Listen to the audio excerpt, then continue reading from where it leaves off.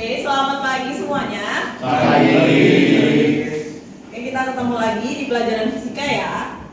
Hari ini kita akan kembali melanjutkan pelajaran kita yang telah lalu. Nah, sebelum memulai pelajaran hari ini, mari kita berdoa terlebih dahulu. Siapa nih yang mau memimpin doa? Saya. Oh ya, silakan Pak Was. Oke teman-teman, sebelum kita mulai pelajaran fisika, mari kita berdoa mempercayakan kehidupan masing-masing. Berdoa dimulai.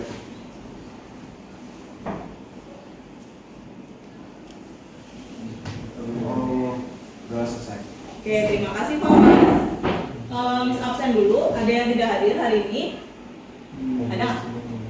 Sima, Alek ya? Belum hadir. Bisa. Iya, belum hadir ya. Kita doakan teman-teman kita semua yang belum bisa hadir hari ini bisa berkumpul dengan kita kembali secepatnya. Sudah siap semua belajar hari ini? Siap. Oke, baiklah. Nah, kemarin kita sudah belajar tentang apa ya? Kamera dan kacamata. Kamera dan kacamata merupakan alat Optik. betul, alat optik ya. Nah, hari ini kita akan melanjutkan untuk belajar juga tentang alat optik selain kamera dan kacamata. Nah, mata kita ini kan punya keterbatasan ya. Jadi mata kita ini punya keterbatasan tidak bisa melihat benda-benda yang sangat kecil. Nah, untuk membantu mata kita memiliki beberapa alat optik, diantaranya apa ya? Loop. Selain itu untuk melihat benda kecil lagi ada mikroskop. Kemudian kita bisa juga melihat bintang ya dengan teleskop. Oke. Nah, hari ini kita akan belajar salah satu dari itu, yaitu loop. Nah, siapa yang di sini sudah pernah melihat dengan alat bantu loop? Pernah nggak? Belum ya? Nggak ada yang pernah ya? Tapi saya pernah lagi filmis. Ya, gimana? Jadi loop itu kayak kaca pembesar gitu, itu bakal memperbesar bayangan. Oke, loop akan memperbesar bayangan. Baik, jadi manfaat kita belajar hari ini adalah kita akan mengetahui cara kerja loop ya, sebagai alat optik yang bisa memperbesar bayangan. Gimana sih caranya loop itu bisa memperbesar bayangan? Nah, kita akan pelajari hari ini.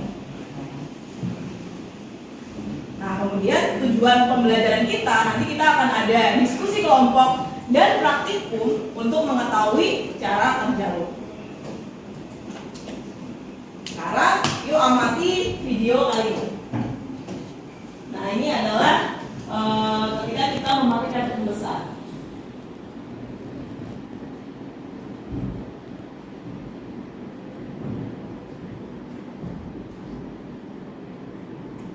Nah,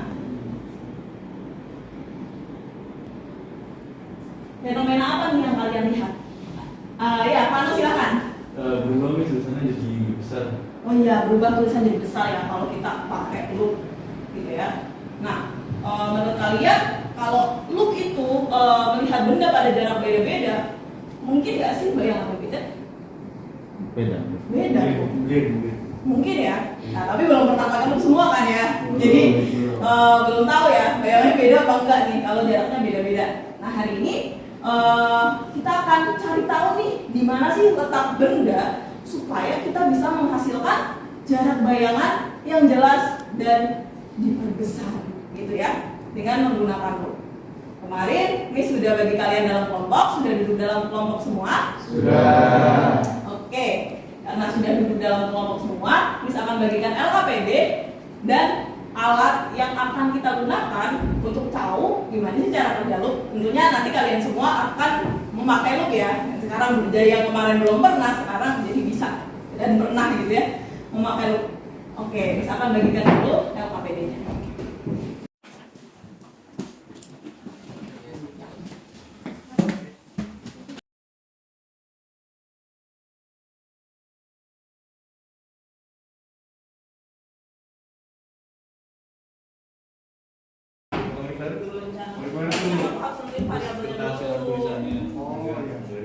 Jadi kalau kamu rencana pengen tahu apa sih di mana letaknya biar jelas.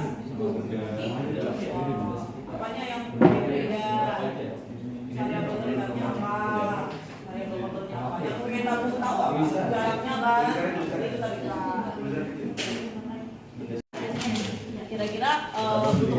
aja nih. Tentunya belum pasti. Terus garis sama garis. Ya. Kalian akan melakukan percobaan dengan 2 loop ya. Nah, ini coba dibandingin, ini loop ini memiliki jarak fokus yang berbeda. Perlu banyak perhatian. Yang tertulis itu adalah jarak fokus. Ya, akan. Jadi lo pelan-pelan percobaan. Mau lengkap. Oke. Aku mau megang. Dari lu pembuatan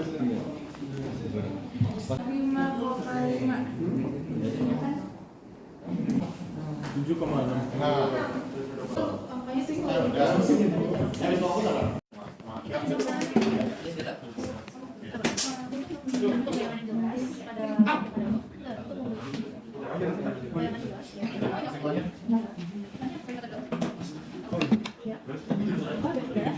Analisisnya jangan lupa dikerjakan ya.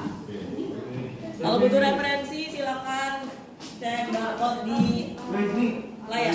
Studi itu racun. Bagaimana analisis berdasarkan?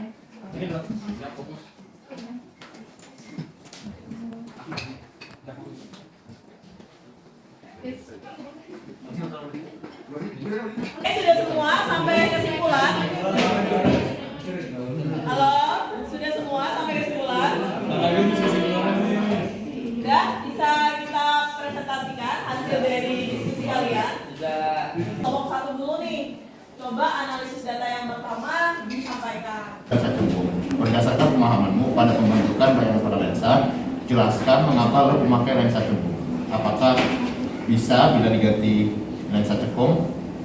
Jadi jawabannya adalah karena lensa cembung bisa menghasilkan bayangan maya dan diperbesar, tidak bisa diganti lensa cekung karena lensa cekung hanya bisa membentuk bayangan diperkecil maya tegak. Dan kita lanjutkan ya ke kelompok 2. Silakan kelompok 2. Pertanyaan keduanya itu dari data yang kamu peroleh pada jarak dan bagaimana lu dapat memperoleh benda yang jelas dan diperbesar.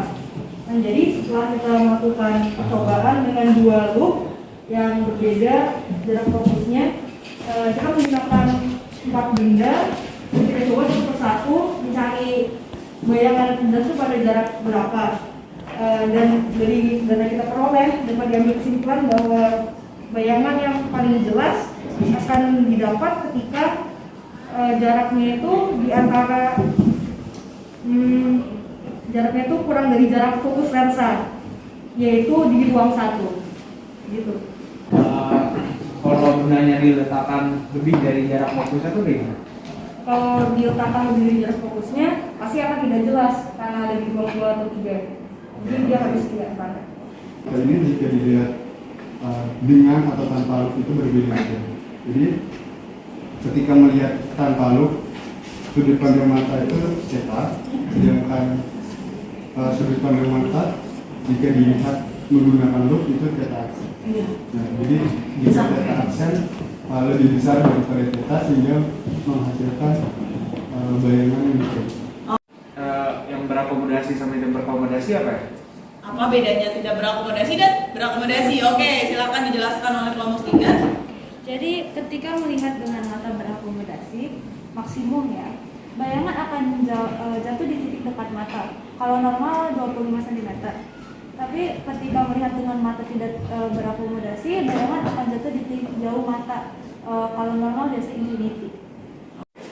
Tuliskan rumus perbesaran sudut loop untuk mata yang berakomodasi maksimum sama yang tidak berakomodasi. Nah, untuk yang berakomodasi maksimum itu rumusnya M sama dengan Sn per N ditambah 1.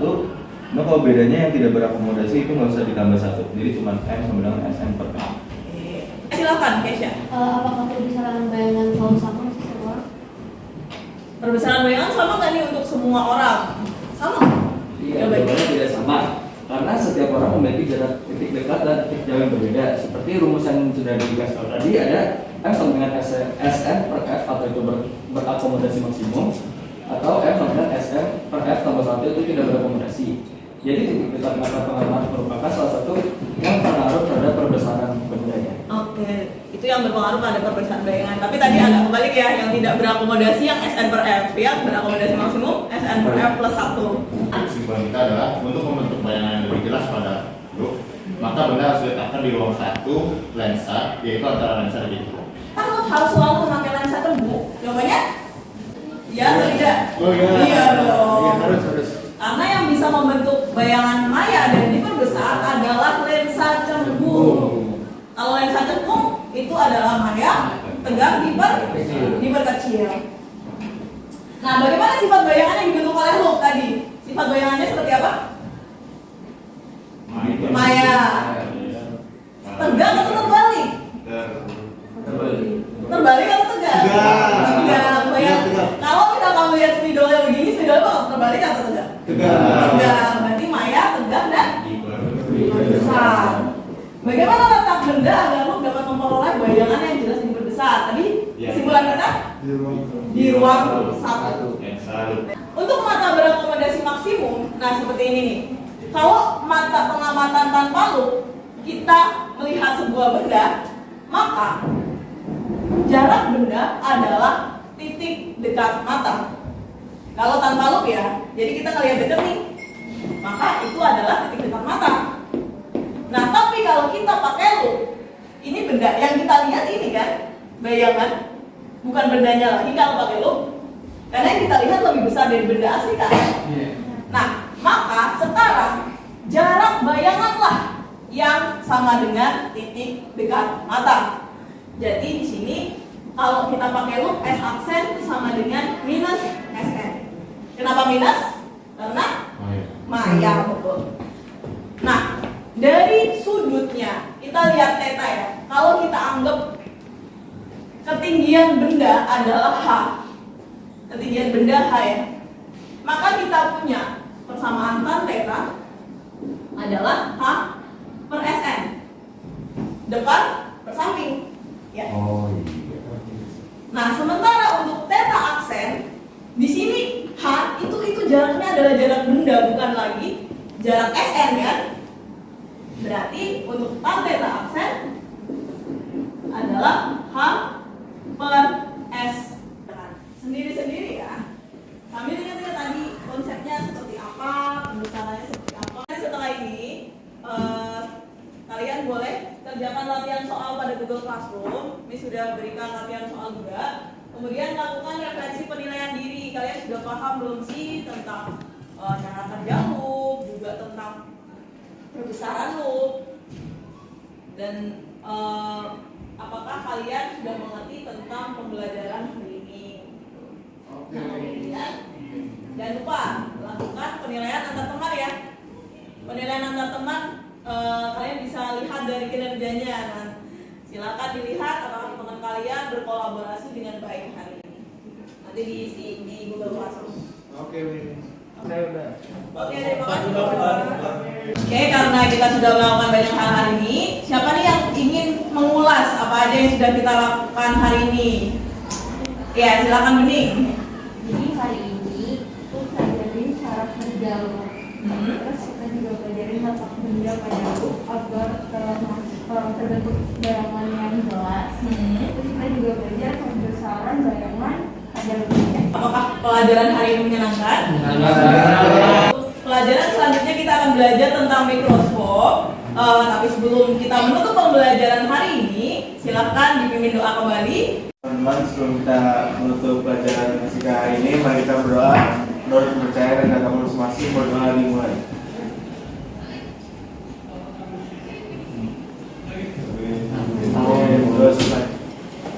Oke, baik.